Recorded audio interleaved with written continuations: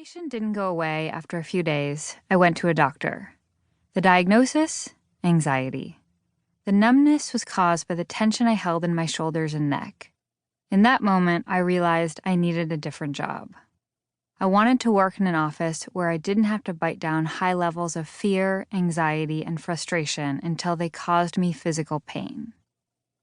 But I couldn't quit right away, and it took 6 months or so for me to find a new job. As I looked, I started reading about emotion, culture, and the workplace, because I knew what it felt like to be stuck in an unhealthy work situation. Liz continued to do the same. Our goal was to better understand our feelings. When are they useful, and when are they just noise? Can we mold them to change how we experience work? We're guessing you're listening to this book for answers to similar questions. Our shared story began in 2014, when a mutual friend set us up on a platonic blind date. We bonded immediately. We're both introverts, and we both have an irreverent sense of humor, need to wear sleep masks to get a good night's rest, and enjoy taking on creative side projects. By then, we were each working in New York. Liz had decided to move from the West Coast to take a job at Genius, a then early-stage music media company, and I was in grad school. When we met, our shared interest in the myriad ways emotion affects work led us to start co-authoring illustrated articles on the topic. But we soon hit a stumbling block. We had never worked closely together before, which led to miscommunication. I felt that Liz was obsessing over details that no one else would notice, whereas Liz felt that I was moving too fast. Our email exchanges became more and more tense, and our project soon stalled. Hoping to save our personal and professional relationship, we scheduled a dinner to discuss our issues in person. It was hard. Neither one of us wanted to say anything for fear of making the other person feel bad.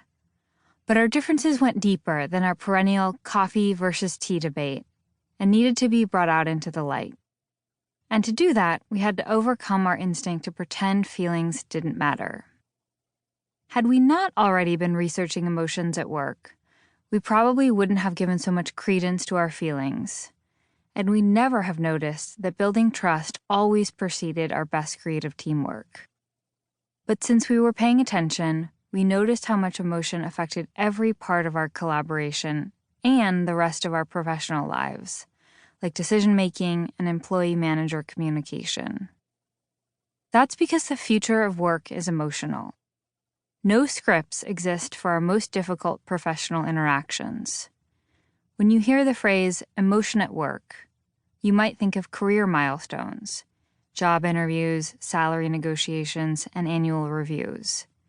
But you've probably felt just as intensely about day-to-day, seemingly mundane events.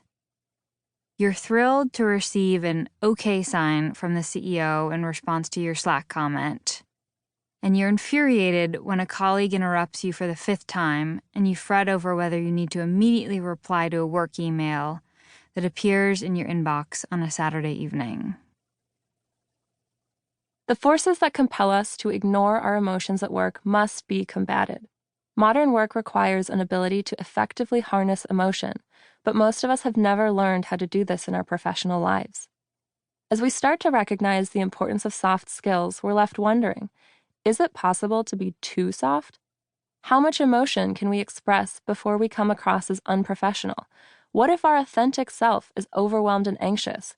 Should we be open about these feelings? And how does who we are, for example, our gender, race, or age, affect the answers to these questions?